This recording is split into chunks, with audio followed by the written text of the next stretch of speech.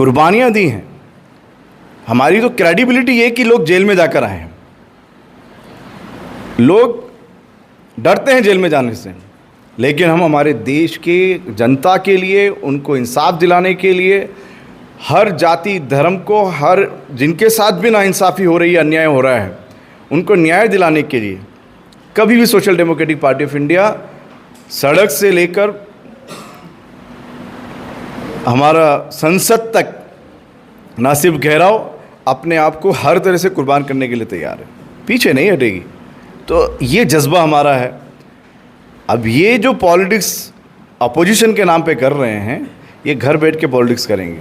लेकिन ये एक सवाल बनता है, लोगों में एक चर्चा बनती है कि ये इकरा हसन उभरता चेहरा है। आप नहीं जानते होंगे, लेकिन लोगों में जो चर्चा है, लोकसभा के आपको अपडेट बता रहा हूँ कि वो कह रहे हैं कि ये इकरा हसन को हराने के लिए एसडीपीआई आई है। क्या एसडीपीआई किसी मुस्लिम को हराने के लिए आई है या ये एसडीपीआई का स्टैंड है? ये जितने लोग बोलते हैं अनकॉन्स्टिट्यूशनल, असंवैधानिक बात है। ये लोग देश के संविधान पर यकीन नहीं करते हैं और यहाँ के लोकतंत्र के ख़िलाफ़ हैं वो लोग जो ये कहते हैं कि इनको हराने के लिए आए हैं। लोकतंत्र में इलेक्शन कमीशन से जो भी रजिस्टर्ड पार्टी है उसका राइट है लड़ने का। आप ये नहीं कर सकते ये उसका वोट काटेगा, इसका वोट काटेगा। लेकिन सवाल वो जो वोट मुझे दे रहा है वो मेरा वोट है ना। वो वोट, जो वोट हमें मिल रहा है वो वोट हमारा है। वो वोट उनको क्यों मिलना? क्योंकि हमारे ऊपर यकीन है ना। मत आपको जो दिया जाता है, आप पर एक यकीन होता है, एक बात। और रही बात उभरते हुए चेहरे की, उसे उभरना है। ये तो पहले से उभरे हुए, कौन नहीं जानता, समाज में काम कर रहे हैं। ये एक परिवार या एक विरासत से नहीं चुने गए हैं। इनके दादा परदादा का चेहरा देखकर इनको नहीं चुना है, इनके समाज में काम देखकर इनको चुना गया। इनके काम देखकर इन्हें चुना गया है। किसने चुना है? यहाँ के लोगों ने चुना है। हमारे एक पंचायत कमेटी है, हमारी सिटी कमेटी है, म्यूनसिपल कमेटी है, विधानसभा कमेटी है, पार्लियामेंट्री कमेटी है। वहाँ से प्रोसेस होके हमारा कैंडिडेट कौन होना बोलकर नेशनल में भेजा है। लेकिन चौधरी लोग, यहाँ के जो चौधराट है, नवाब है, वो कह रहे हैं कि भाई एक वोट से हम एमपी थोड़े बना देंगे। वो बोल रहे हैं कि भाई एसडीपीआई के पास कितना वोट है, वो इतना वोट लेके आ जाए जितना ये वोट लेकर आ रहे हैं। तो उनका जवाब क्या देंगे आप? अगर इनका वोट नहीं है तो फिर एसडीपीआई की चर्चा क्यों हो रही है? एसडीपीआई की चर्चा क्यों कर रहे हैं अगर उनको हमसे फ़र्क ही नहीं पड़ता है? आज आप सवाल उठा रहे हैं, क्यों उठा रहे हैं? क्योंकि कहीं ना कहीं एसडीपीआई और उसका कैंडिडेट इतना दम रख रहा है कि अगर जीत सकता है तो कोई कैंडिडेट एसडीपीआई का कैंडिडेट है। और जो चौधराहट या नवाब, अफजल, अशरफ, अजमल, कम से कम, क्योंकि आपने एक मुस्लिम चेहरे से बात शुरू की, ये याद होना चाहिए कि कोई भी इस्लाम को मानने वाला ऊंच नीच नहीं होता है, काला गोरा नहीं होता है, नवाब, चौधरी या नीचा नहीं होता है। जो ऐसी बात करे वो शैतान होता है। मैं उशेजाद बदरी, आप देख रहे हैं एनडीयूपी। हमारी 2024 इलेक्शन की यात्रा आज पहुंची है कैराना लोकसभा पर, और कैराना में पहुंची है एसडीपीआई पार्टी के प्रदेश यानी राष्ट्रीय उपाध्यक्ष मोहम्मद शफी जी। नाम है और चर्चित नाम माना जाता है। एसडीपीआई का नाम जैसे ही कैराना लोकसभा में आता है तो कहीं ना कहीं एक चर्चा का विषय बन जाता है। यहाँ से लोकसभा प्रत्याशी एसडीपीआई ने उतारा। जैसे ही भाजपा पार्टी अपनी हाई कमान को यहाँ पर अलर्ट कर रही है और समाजवादी पार्टी अलर्ट कर रही है, ऐसे ही एसडीपीआई भी अपनी हाई कमान के लीडरों को इधर बुलाकर मीटिंगें करा रही है। सबसे पहले आपका एनडीयूपी पर स्वागत है। शुक्रिया। क्या लग रहा है, आज कैराना में आप आए हैं? कैराना सीट भी चर्चित सीट मानी जाती है। यहाँ से मुस्लिम घराना आता है, हसन परिवार का। एसडीपीआई को क्या ज़रूरत पेश आई थी यहाँ से अपनी कैंडिडेट को उतारने की? देखिए, ये जो सियासत है ना, सियासत समाज के लिए होती है, परिवार के लिए नहीं होती। और एसडीपीआई की जो सियासत है, पूरा देश, क्षेत्र उसका परिवार होता है। ये कुनबों पे, जातियों पे पॉलिटिक्स नहीं करती है। इसीलिए यहाँ जो कैराना के जो हालात, माहौल हैं, जो इश्यूज़ हैं, उस इश्यूज़ को अगर कोई सही से सॉल्व कर सकता है, क्योंकि हम यहाँ एक दिन में नहीं आए हैं, सालों से इधर मेहनत कर रहे हैं और पिछले 14 साल से मेहनत करने के बाद पहली बार लोकसभा सीट पर हम खड़ा कर रहे हैं। तो हम 14-15 साल की मेहनत के बाद यहाँ पर कैडर्स की जो चॉइस है वो है हमारा प्रत्याशी। ऊपर से किसी परिवार का सिंबल देखकर इनको नेशनल ने नहीं चुना है। यहाँ हमारा जो कैंडिडेट है वो कैराना लोकसभा की जो इनकी ख्वाहिश है या पसंद है वो है हमारा। एक परिवार बोलकर नहीं है, हमारे कैंडिडेट का पूरा जो कैराना क्षेत्र है वो परिवार है। उसमें कौन समाज के लोग रहते हैं, कौन धर्म के लोग रहते हैं, वो बाउंड्री नहीं है। तमाम जो भी अपने अपने धर्म को मानने वाले, जातियों को मानने वाले, समाज को मानने वाले, उन सब के इंसाफ की लड़ाई भूख से आज़ादी और खौफ से आज़ादी के नारे के साथ लड़ने वाला है हमारा कैंडिडेट। अच्छा, ये एक सवाल बनता है, कैराना जो इलाका माना जाता है, मुकदमों से बहुत यहाँ के लोग डरते हैं और मुकदमों को एक अज़ाब मानते हैं। यानी मुकदमा अगर किसी पे लग जाता है तो मानता है कि इसका कैरियर ख़राब हो गया। एसडीपीआई पे जैसे मुकदमे लगे तो लोगों को विपक्ष डराना शुरू कर दिया कि एसडीपीआई में जाओगे तो मुकदमे लगेंगे। ये मुकदमेबाजी क्या मामला है? ये मुकदमे जो हैं हमारे लिए तरक्की की तरफ कदम है, हमारे लिए इस समाज के उत्थान के लिए बढ़ते हुए कदम हैं। हमारे लिए मुकदमे अज़ाब नहीं हैं। वो जो अज़ाब की तरह मुकदमे लगाने की कोशिश कर रहे हैं, इसीलिए भूख से आज़ादी के साथ बिल्कुल एकदम सटा हुआ है, चिपका हुआ है खौफ से आज़ादी। अगर हमें मुकदमों का, लाठियों का, कब्र में जाने का खौफ होगा तो समाज के लिए कैसे काम कर सकते हैं? और किस तरीके से जो पॉलिटिकल इंडस्ट्री, बड़ी बड़ी फैक्ट्री है, बड़ी बड़ी पॉलिटिकल पार्टी आप देखिए, सब एक लिमिटेड फर्म है। जिस तरह से आप अडानी अंबानी कहते हैं ना, उसी तरह से आप सपा बसपा भी कहेंगे या बीजेपी कहेंगे तो कुछ उसमें गुरेज नहीं है।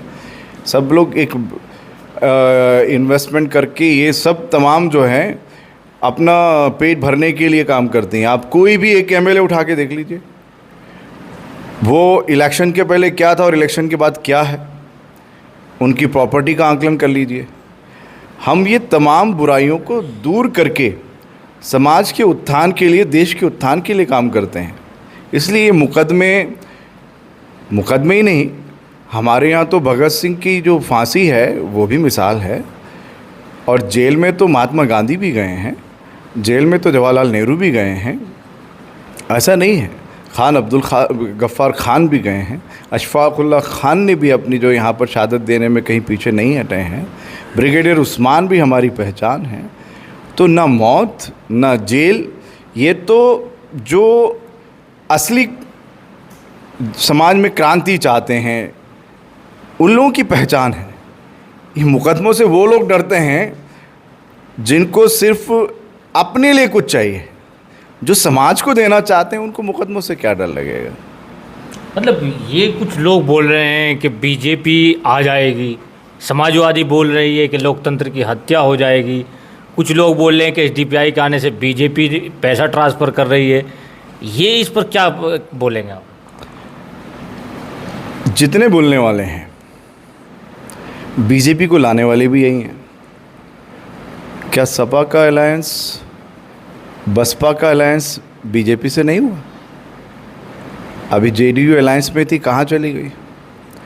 कांग्रेस के कितने बड़े बड़े मिनिस्टर्स लास्ट में तो हमारे प्रणवदा नागपुर का हेडक्वार्टर में जाके बैठे हैं। ये जितनी भी अपोजिशन के नाम पर पार्टीज़ हैं, इनके बस की नहीं है बीजेपी से फाइट करने की या बीजेपी को पीछे करने की। बीजेपी को लाए यही हैं, यहाँ तक जो पहुँचाया है किसने पहुँचाया है?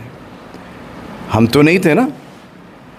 हमने तो ये बताया है कि ये फासीवादी जो ताकत है वो देश के लिए, यहाँ पे रहने वाले शहरियों के लिए सही नहीं होगी। लेकिन इसका जो सिलसिला है वो यहीं से नहीं है, इसकी जननी कांग्रेस है। और लास्ट तो आपको मालूम भी होगा, बड़ा मशहूर हुआ है उनका वो वीडियो जो मुलायम सिंह जी जो मोहन भागवत के साथ बैठे अपने बेटे को सेव किया है। जो अपने पुत्र को सेव करने में उन्होंने कोशिश की और उन्होंने वो शायद वचन निभा रहे हैं, ऐसा कुछ लग रहा है मुझे कि कोई इनके बीच में बात हुई है। तभी आप देखिए ख़ास तौर पर अक़लियत की जो लीडरशिप है उनका खुलेआम एनकाउंटर हो जाता है। चुनाव के अंदर वोट डालने नहीं दिया जाता है। उन्हीं का मतलब एक बड़ा नेता है, छोटा नहीं है, राष्ट्रीय स्तर पर पहचान है आजम खान साहब की। उनके रामपुर कॉन्स्टिट्यूंसी में वोट नहीं करने दिया लोगों को, औरतों को, बच्चों को। कितना वहाँ पे जो है बुज़ुर्गों पर लाठियाँ हुई है, पूरे इंडिया ने देखा। क्या एक दिन भी आकर वहाँ पर धरना दिया है क्या?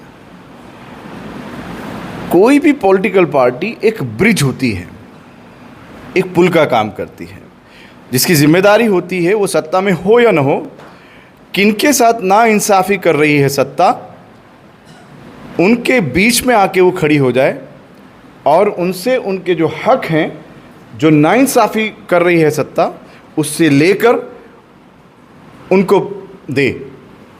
वो धरने प्रदर्शन करें, लाठियाँ खाएं, जेल में जाएं, लेकिन जिनके हक हैं वो दिलाएं। इसमें सब अपोजिशन फेल हुई है। अखिलेश जी ने क्या किया है? अभी जो रोज़ आप देख रहे हैं, या आप जो किराना में बैठे हैं, जो पश्चिम में बैठे हैं, इतने इनकाउंटर्स हुए हैं। यहाँ तो आजम खान के आज जो समाजवादी की कैंडिडेट इकरा हसन है, पोस्टर से फ़ोटो गायब है इकरा हसन के पोस्टर से। ये तो आप खुद जवाब दे रहे हैं मेरी बात का। जो मैंने आपको कहा उसका साक्षात एक कहते हैं ना कि मैंने जो कहा उसको आपने माना है कि ये क्या हो रहा है। आजम खान साहब गायब हो गए हैं और कभी आजम खान साहब को ढूंढ ढूंढ कर आगे बढ़ा रहे थे। तो जो यहाँ पॉलिटिक्स हो रही है वो बहुत बेईमानी पॉलिटिक्स है। लोग सियासत को सिर्फ अपने आनंद उठाने का एक ज़रिया मानते हैं, नहीं है तो एक प्रॉपर्टी बढ़ाने का, बिज़नेस बढ़ाने का, अपने परिवार के लिए काम करने का एक ज़रिया मानते हैं। Social democratic party of India का हर केडर इसका मालिक है और कैडर अपनी अपनी कमेटी में जो मशवरे करके डेमोक्रेसी के साथ वो अपना जो बात करके फ़ैसला करता है उसको इख्तियार देती है। जैसे हमारे देश के अंदर जो गवर्नमेंट का, जैसे आप लोगों को सिर्फ पार्लियामेंट्री मालूम है, स्टेट का मालूम है, जिला पंचायत मालूम है, ऐसे आपको मालूम होना चाहिए ग्राम सभा। गांव को अपने इलाके के अंदर, अपने ग्राम में, अपने गांव में क्या चाहिए वो खुद उसके फैसले करने का अख्तियार दिया है। ऐसा ही हमारा कॉन्स्टिट्यूशन बना है। हम वो डेमोक्रेसी यहाँ लागू करना चाहते हैं कि लोग अपने फैसले अपने, क्योंकि मेरा फ़ैसला आप कैसे ले सकते हो कि मुझे क्या खाना है, मुझे क्या पहनना है, मुझे कैसे रहना है, मुझे कैसे सोना है, मुझे क्या पढ़ना है, क्या नहीं पढ़ना है। Who are you? आप कौन होते हैं? मैं एक आज़ाद देश का आज़ाद शहरी हूँ। मुझे किस मज़हब पे चलना है, मुझे क्या खाना है, हु आर यू? आप संसद में बैठ के जो धर्मनिरपेक्षता का हक आपको अदा करना चाहिए था, क्योंकि धर्मनिरपेक्ष सत्ता होती है, आवाम नहीं होती है। मैं दोहराता हूँ, आप वहाँ बैठकर मंदिर बनाने का काम करेंगे, मस्जिद पे चर्चा करेंगे, मदरसे पे चर्चा करेंगे, या जो फंडामेंटल राइट्स है, जो बुनियादी हुकूक है, रोटी, कपड़ा, मकान, स्वास्थ्य, शिक्षा, हर शहरी का ये बुनियादी हुकूक है, हक है। और जनप्रतिनिधि, यहाँ का जनप्रतिनिधि सेवक होता है और प्रधान सेवक हमारा नौकर है, हमारा प्रधानमंत्री, हमारा आका या बादशाह या राजा नहीं है। और ये लोग उसको राजा बनाना चाहते हैं और इसमें सहयोग दे रहे हैं सो कॉल्ड अपोजिशन पार्टी। तो इनके बस की कुछ नहीं है। एसडीपीआई के पास तो सबके सामने वो कहते हैं ना कि हाथ कंगन को आरसी किया और पढ़े लिखे को पारसी किया, कुर्बानियां दी हैं। हमारी तो क्रेडिबिलिटी ये कि लोग जेल में जाकर आए हैं, लोग डरते हैं जेल में जाने से, लेकिन हम हमारे देश के जनता के लिए, उनको इंसाफ दिलाने के लिए, हर जाति धर्म को, हर जिनके साथ भी नाइंसाफ़ी हो रही है, अन्याय हो रहा है, उनको न्याय दिलाने के लिए कभी भी social democratic party of India सड़क से लेकर हमारा संसद तक ना सिर्फ घेराव, अपने आप को हर तरह से कुर्बान करने के लिए तैयार है, पीछे नहीं हटेगी। तो ये जज्बा हमारा है। अब ये जो पॉलिटिक्स अपोजिशन के नाम पे कर रहे हैं, ये घर बैठ के पॉलिटिक्स करेंगे। लेकिन ये एक सवाल बनता है, लोगों में एक चर्चा बनती है कि ये इकरा हसन उभरता चेहरा है। आप नहीं जानते होंगे, लेकिन लोगों में जो चर्चा है, लोकसभा के आपको अपडेट बता रहा हूँ कि वो कह रहे हैं कि ये इकरा हसन को हराने के लिए एसडीपीआई आई है। क्या एसडीपीआई किसी मुस्लिम को हराने के लिए आई है या ये एसडीपीआई का स्टैंड है? ये जितने लोग बोलते हैं अनकॉन्स्टिट्यूशनल, असंवैधानिक बात है। ये लोग देश के संविधान पर यकीन नहीं करते हैं और यहाँ के लोकतंत्र के ख़िलाफ़ हैं वो लोग जो ये कहते हैं कि इनको हराने के लिए आए हैं। लोकतंत्र में इलेक्शन कमीशन से जो भी रजिस्टर्ड पार्टी है उसका राइट है लड़ने का। आप ये नहीं कर सकते ये उसका वोट काटेगा, इसका वोट काटेगा। लेकिन सवाल वो जो वोट मुझे दे रहा है वो मेरा वोट है ना, वो वोट, जो वोट हमें मिल रहा है वो वोट हमारा है, वो वोट उनको क्यों मिलना? क्योंकि हमारे ऊपर यकीन है ना। मत आपको जो दिया जाता है, आप पर एक यकीन होता है, एक बात। और रही बात उभरते हुए चेहरे की, उसे उभरना है। ये तो पहले से उभरे हुए, कौन नहीं जानता, समाज में काम कर रहे हैं। ये एक परिवार या एक विरासत से नहीं चुने गए हैं। इनके दादा परदादा का चेहरा देखकर इनको नहीं चुना है, इनके समाज में काम देखकर इनको चुना गया, इनके काम देखकर इन्हें चुना गया है। किसने चुना है? यहाँ के लोगों ने चुना है। हमारे एक पंचायत कमेटी है, हमारी सिटी कमेटी है, म्यूनसिपल कमेटी है, विधानसभा कमेटी है, पार्लियामेंट्री कमेटी है। वहाँ से प्रोसेस होके हमारा कैंडिडेट कौन होना बोलकर नेशनल में भेजा है। लेकिन चौधरी लोग, यहाँ के जो चौधराट है, नवाब है, वो कह रहे हैं कि भाई एक वोट से हम एमपी थोड़े बना देंगे। वो बोल रहे हैं कि भाई एसडीपीआई के पास कितना वोट है, वो इतना वोट लेके आ जाए जितना ये वोट लेकर आ रहे हैं। तो उनका जवाब क्या देंगे आप? अगर इनका वोट नहीं है तो फिर एसडीपीआई की चर्चा क्यों हो रही है? एसडीपीआई की चर्चा क्यों कर रहे हैं अगर उनको हमसे फ़र्क ही नहीं पड़ता है? आज आप सवाल उठा रहे हैं, क्यों उठा रहे हैं? क्योंकि कहीं ना कहीं एसडीपीआई और उसका कैंडिडेट इतना दम रख रहा है कि अगर जीत सकता है तो कोई कैंडिडेट एसडीपीआई का कैंडिडेट है।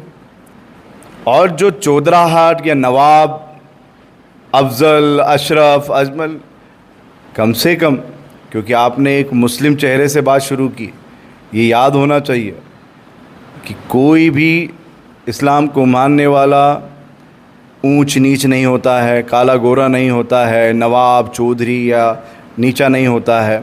जो ऐसी बात करे वो शैतान होता है। फितना है ये, जो बरादरियों की बात आपस में इस्लाम में क्योंकि है ही नहीं, तो ये इसका वोट, इसका वोट। हम तो ये सिर्फ नहीं कह रहे हैं कि मुस्लिम का वोट, कि मुस्लिम में कोई जाति बरादरी नहीं होती है। जो कह रहा है वो फितना कर रहा है, कोई जाति बरादरी नहीं होती है। हम ये कह रहे हैं कि हम सिर्फ मुस्लिम की बात नहीं कर रहे हैं, हम तो सभी धर्मों के वोट को लेने की बात कर रहे हैं। हम तो जो ये बंटवारे की राजनीति भाजपा कर रही है उसके खिलाफ खड़े हैं, उसका मुकाबला कर रहे हैं कि तुम बांटने का काम कर रहे हो और हम जोड़ने का काम कर रहे हैं। हम कौन मजलूम है उसकी आवाज़ ये डर कर बुलंद नहीं करते हैं, ये डर कर नहीं बोलते हैं कि नहीं ये बोलेंगे तो इस जाति का पक्ष ले रहे हैं, उस धर्म का पक्ष ले रहे हैं। हम जो मजलूम होता है वो कोई भी जाति धर्म का हो, मुसलमानों पर जुल्म किया जाता है तो मुसलमानों के लिए आवाज़ उठाते हैं, दलितों पर जुल्म किया जाता है दलितों की आवाज़ उठाते हैं, आदिवासियों पर जुल्म किया जाता है आदिवासियों की आवाज़ उठाते हैं। कोई भी जातियों पर, अगर कोई भी धर्म के लोगों पर अगर जुल्म करेंगे तो एज ए पॉलिटिकल पार्टी हमारे संविधान ने जो राइट दिए हैं उनको उन तक पहुंचाने का हमारा ज़िम्मा है। ये है हमारा कहना। कुछ लोग कह रहे हैं कि एसडीपीआई ख़त्म हो जाएगी, क़यामत आएगी तो उससे पहले एसडीपीआई ख़त्म हो जाएगी, ये तो अब 1 महीने में ख़त्म हो जाएगी। एसडीपीआई ख़त्म होने वाली चीज़ है या सोच है? देखिए, जो लोग ये बोल रहे हैं कि एसडीपीआई ख़त्म हो जाएगी, वो क्यों ऐसा बोल रहे हैं वो उनसे पूछना चाहिए। एसडीपीआई है ना अभी, कल के बारे में वो बोलने वाले कौन भविष्यवाणी कर रहे हैं? वो कौन है? वो खुदा है, भगवान है, कौन है? सिर्फ अल्लाह को इख्तियार है कौन रहेगा कौन नहीं रहेगा। यहाँ पे जो काम कर रहे हैं कुछ लोग, हम पर ये लोग जिस तरह से परेशानियाँ लाकर खड़े करने की कोशिश कर रहे हैं या हमें जिस तरह से बदनाम करने की कोशिश कर रहे हैं, ये हमें कोई भी ज़रा सा भी विचलित नहीं करती है, परेशान नहीं करती है ये बात। क्यों? क्योंकि ये सोच समझकर इख्तियार किया हुआ मकसद रास्ता है। हमें मालूम है जब आप, बल्कि तारीख़ है, इंसान पैदा हुआ तब से आप उठा कर देखिए, जिसने भी हक़ की सदा बुलंद की है, जिसने भी इंसाफ की बात की है, उसको कुर्बानी देनी पड़ती है। लेकिन यहीं आपका जवाब रोकते हैं। एक सवाल ये बनता है कि मदनी घराने ने बहुत पुरानी मुसलमानों की रहबरी की है, मदनी घराना, और वो ठेकेदार भी माना जाता है मुसलमानों का। सियासी पार्टी अब तक क्या मदनी घराना नहीं बना पाया या फिर मुसलमानों को धोखे में रखा गया? मदनी घराना कौन है मुझे मालूम नहीं। मौलाना मदनी साहब, महमूद मदनी साहब, मौलाना जो है अरशद मदनी साहब, क्योंकि मुसलमानों के रहबर माने जाते हैं। वो कहते हैं कि दीन असल है मदरसा, मस्जिद है, तो सियासत भी कोई दीन है क्या? राज्यसभा के मेंबर रहे हुए, संसद में बैठे हैं, वो तो इलेक्शन लड़े हैं आपके पास की कॉन्स्टिट्यूंसी से, अमरोहा या मुरादाबाद से लड़े हैं ना। तो वो ये तो सियासत और ये दीन, ऐसा कुछ बात, सियासत दीन का हिस्सा है। उनके लिए सियासत आम जनता के लिए सियासत नहीं। मैं वो बोल रहा हूँ, पहली बात तो मैं उनके बारे में क्या बोल सकता हूँ, वो हमारे इधर आकर अपोजिशन में नहीं खड़े हुए हैं। हाँ, अगर वो हमारे ख़िलाफ़ कैंपेन कर रहे हैं वो बताइए आप, क्योंकि हमारे सामने अभी तक वो कैंपेन करने नहीं आए हैं। और अगर वो हमारे ख़िलाफ़ कैंपेन कर रहे हैं तो फिर उनको थोड़ा अपडेट होना चाहिए एसडीपीआई से, क्योंकि आजकल शायद उनकी भी इंक्वायरी चल रही है कुछ वो सर्टिफिकेट्स वगैरह पर, तो वो उन्हें समझना चाहिए कि सबको ये प्रोसेस से गुज़रना पड़ रहा है। तो हमारे प्रोसेस से गुज़रने में उनको क्या दिक्कत है मुझे मालूम नहीं। आपने वक्त दिया, बहुत बहुत शुक्रिया। शुक्रिया। ये थे हमारे साथ, जिस तरीके से हर पार्टी हाई कमान को किराने में उतार रही है, इस तरीके से एसडीपीआई भी अपनी हाई कमान को उतार दिया है। टाइम अगर रात के हम देखें तो टाइम रात का 12:30 बज चुके हैं और 12:30 बजे हम ये इंटरव्यू कर रहे हैं। तो इससे आप अंदाज़ा लगा सकते हैं कि एसडीपीआई पार्टी अपनी मेहनत को लेकर कितनी एक्टिव नज़र आ रही है। अगर आपको लगता है कि एनडीयूपी रात दिन आपसे एक अपडेट दे रहा है तो एनडीयूपी को सब्सक्राइब करें और फेसबुक पर सोशल जस्टिस नेटवर्क को फॉलो करें। Thank you.